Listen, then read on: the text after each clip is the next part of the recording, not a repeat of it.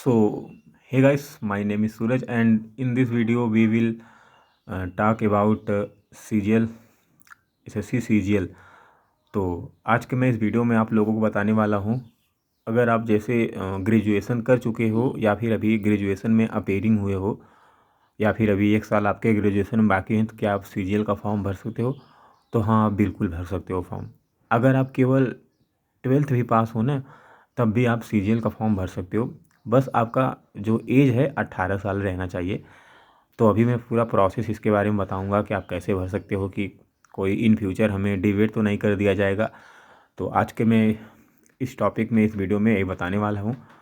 तो और फिर बहुत लोग जानते होंगे, अगर जो काफ़ी लोग जो बहुत लोग होंगे इलाहाबाद दिल्ली में पढ़ते होंगे ना, तो वो लोग जानते हैं। क्योंकि देखिए, बहुत कैंडिडेट सोचते हैं ना कि हम पहले उसका मतलब कॉन्फिडेंस लेके पेपर कैसे आता है, कैसे क्या होता है, तो लोग फॉर्म भर कर वही चेक करते हैं पहले, है कि नहीं? क्योंकि आप ऐसा तो नहीं है कि आप बड़े एग्जाम में आप पहली बार में आप CGL UPSC निकाल लेते हो। लोग पहले ट्रायल का मतलब जिससे कि वो देखते हैं कि क्या मैं कैसा रहता है इसका क्या एग्ज़ाम पैटर्न, क्या पेपर रहता है।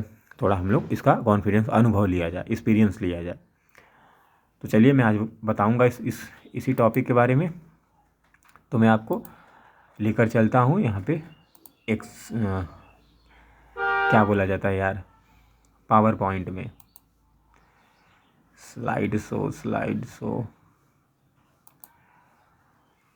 चलिए, अच्छा, इसमें तो नहीं हो पाएगा, इस पे ही चलता हूँ मैं।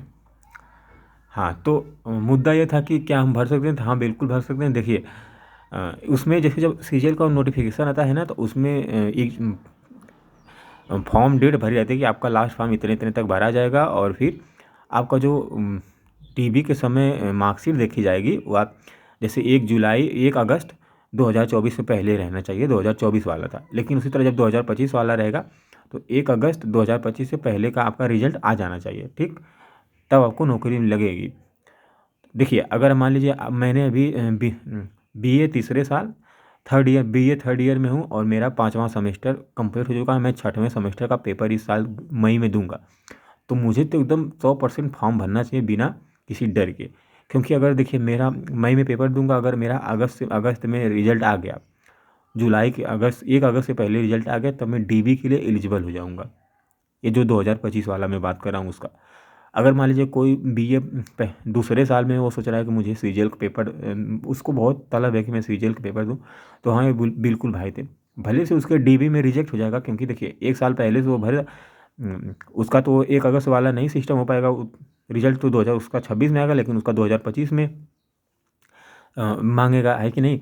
तो आप फॉर्म भर सकते हो उसमें ना। जब आप फॉर्म भरोगे ना, तो उसमें अपेयरिंग का ऑप्शन मांगता है। जब आप डायरेक्ट लिख दोगे अपेयरिंग ना, तो अपेयरिंग में आपसे कोई डिटेल ही नहीं मांगेगा कि आप BA कब से कर रहे हो, कितना नंबर है पहले सेमेस्टर में, ये सब नहीं मांगेगा। चाहे आप 12th में ही हो। आप मान लीजिए आप 12th अभी पास किए हो, आपकी उम्र 18 साल हो गई, आपने सोचा कि मुझे एक बार CGL का फॉर्म का आप तैयारी कर रहे थे SSC का 1 साल से, और आपने सोचा कि यार मेरी उम्र तो अभी, मैं तो अभी ग्रेजुएशन कर रहा हूँ, 3 साल बाद CGL का फॉर्म दूंगा, लेकिन थोड़ा एक बार चेक कर लूँ कैसा आता है CGL का पेपर। तो फिर आप भर कर आप चेक कर सकते हो, है कि नहीं? ये मैं बात करना चाहता हूँ। बस ये चीज़ है कि अगर मान लीजिए SSC बहुत ज़्यादा अगर कार्यवाही करेगी, तब आपको कह देगी कि आप तो बहुत पहले से भर दिए थे। लेकिन ऐसा कोई बहुत बड़ा इम्पैक्ट नहीं डालेगी। अगर आप कह भी दोगे कि मैं बस एक्सपीरियंस लेने के लिए भरा था, तो आप चीज़ें हो सकती है पॉसिबल, इतने बड़ा इंक्वायरी नहीं होगी।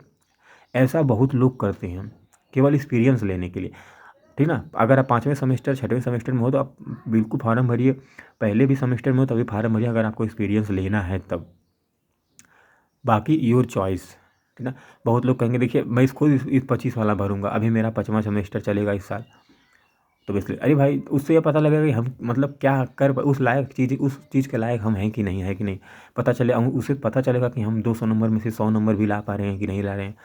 तो लेकिन तैयारी करके जाना चाहिए। ऐसा थोड़ी नहीं कि तैयारी बिना तैयारी किए CGL पेपर देने जाना, तो ये गलत चीज़ें रहेगी। और इसी तरह CHSL भी, अगर आप 12th अपेयरिंग में हो ना, उस CHSL का भी यही केस रहता है। जब आप इतने एक उसमें भी यही रहेगा कि आपके 12 की मार्कशीट इतने रिजल्ट डिक्लेयर हो जाना चाहिए अगस्त। और आप जानते हैं कि 12th और 10th और 12th का रिजल्ट अगस्त में थोड़ी नहीं आता है, जुलाई में आ जाता है कि नहीं? तो ये भी चीज़ें हैं।